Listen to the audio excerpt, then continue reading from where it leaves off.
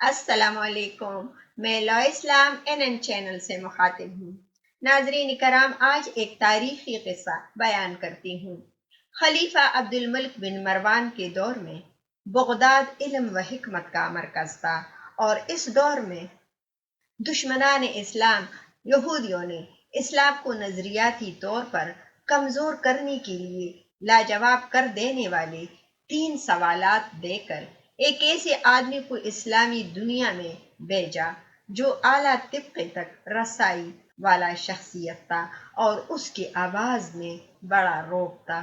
اس نے پہلے بغداد آ کر ایک ایسی بڑی مسجد کا انتخاب کیا جہاں اسے زیادہ سے زیادہ سامعین مل سکتے تھے، اور پھر ان کے سامنے اپنا پہلا سوال رکھا: خدا سے پہلے زمین پر کیا تھا؟ جس کا جواب نہ تو عام آدمی بلکہ ائمہ مساجد جو بخوبی دینی تعلیم سے آگاہ تھے وہ نہ دے سکے۔ مختلف مساجد میں جا کر یہ فتنہ پھیلانے کے بعد اس نے مدارس کا رخ کیا اور ہر کسی کو لاجواب کرتا گیا۔ اس دوران اس سازشی اور چالاک یہودی کی شہرت دربار شاہی تک پہنچ گئی۔ یہودی نے درجہ بدرجہ آگے بڑھتے ہوئے دربار خلافت تک بھی رسائی حاصل کر لی اور شاہی علماء دین کو چیلنج کرتے ہوئے اس سوال کا جواب مانگا، لیکن بدقسمتی سے کوئی عالم دین اس کے سامنے لب کشائی نہ کر سکا۔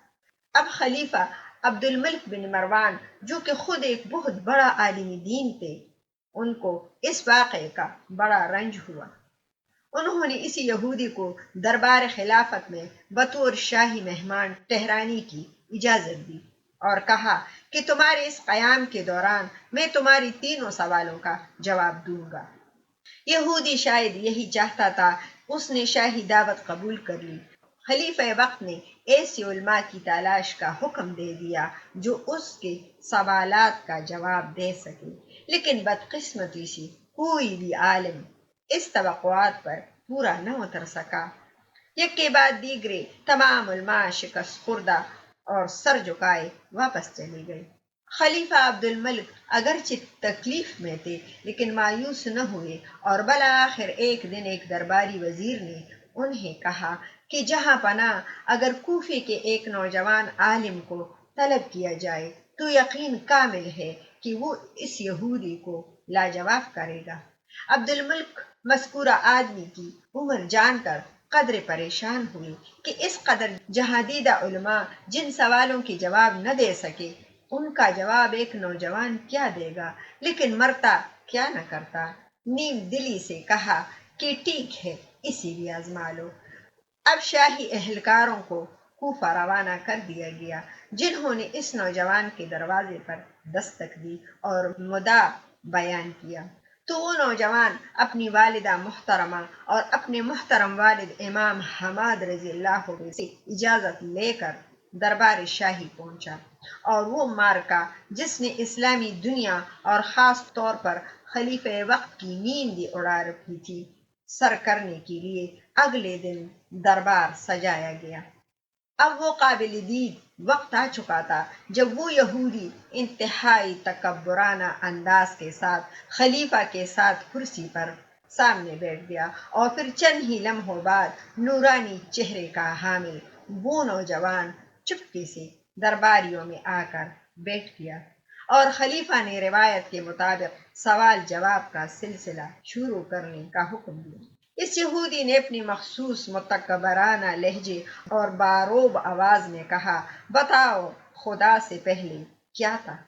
ابھی وہ اتنا ہی کہہ پایا تھا کہ اس نوجوان نے اسے روکتے ہوئے کہا کہ تم مانگنے والے ہو جبکہ میں دینے والا، اور ساتھ ہی خلیفہ سے درخواست کی کہ دینے والے کے منصب کا لحاظ کرتے ہوئے میری نشست کو اس کے ساتھ بدلنے کا حکم دے۔ خلیفہ نے نہ صرف خوش ہو کر اس یہودی کو عام درباریوں میں جا کر بیٹھنے کا حکم دیا اور اس نوجوان کو اس کی نشست سونپ دی، جبکہ اس کے لہجہ اعتماد کی بدولت ان کی امید بھی بڑھانے لگی۔ بہرحال سوال جواب کا سلسلہ شروع ہوا، اور اس نے دوبارہ پوچھا کہ مجھے بتایا جائے کہ خدا سے پہلے کیا تھا؟ تو جواب میں اس نوجوان نے انتہائی اطمینان سے کہا کہ اعداد کا شمار کرو۔ تو اس نے گنتی گننا شروع کر دی تو نوجوان نے ٹھوکا اور فرمایا کہ صحیح شمار کرو۔ اس نے دوبارہ گنتی شروع کر دی لیکن پھر درستگی کا حکم دیا، جس پر اس نے اکتا کر کہا کہ اور کس طرح شمار کروں؟ نوجوان نے کہا کہ ایک سے پہلے شمار کر۔ یہودی نے کہا ایک سے پہلے تو کچھ بھی نہیں ہوتا۔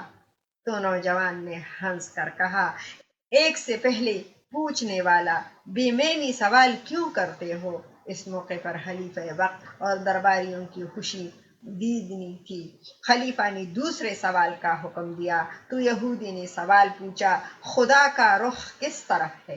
نوجوان نے چند گھڑی توقف کیا اور حکم دیا کہ شمع لائی جائے، جس کو جلانے کے بعد یہودی سے سوال کیا کہ مجھے اس روشنی کا رخ بتاؤ، جس کے جواب میں اس نے کمزور لہجے میں کہا یہ ممکن نہیں۔ تو نوجوان نے جواب دیا اللہ رب العزت بھی ایک نور ہے جس کے رخ کا تعین بھی ممکن نہیں، اور تم یہ جاننے کے باوجود بے معنی سوالات کر رہے ہو۔ اس موقع پر یہودی اندر سے ٹوٹ چکا تھا۔ اس نے بیدلی سے کہا آپ مجھے بتائے کہ اللہ اس وقت کیا کر رہا ہے؟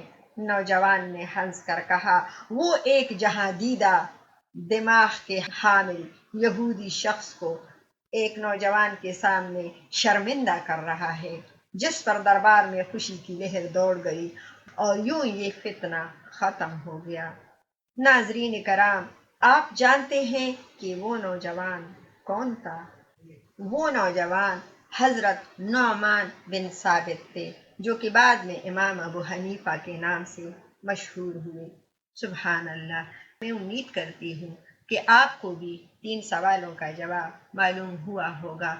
آپ اپنا بہت سارا خیال رکھیے گا، اپنی دعاؤں میں مجھے بھی یاد رکھیے گا، اور لا اسلام این چینل کو لائک اور سبسکرائب کرنا اور شیئر کرنا نہ بھولیے گا۔ بامان خدا۔